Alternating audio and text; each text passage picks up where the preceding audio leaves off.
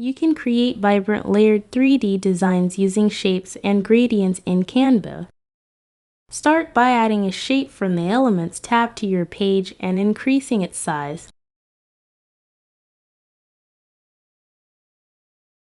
Select the shape and click the color tile. Choose a gradient from the menu to apply it.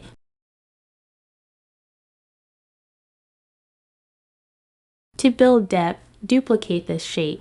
Then, click the color tile for the duplicate and swap the positions of the two gradient colors, creating an inverted variation. Adjust the size and position of this duplicated shape to layer it over the first.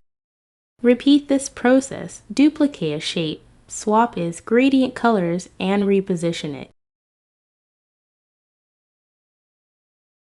By stacking these color-varied shapes, you create an overlapping, three-dimensional composition.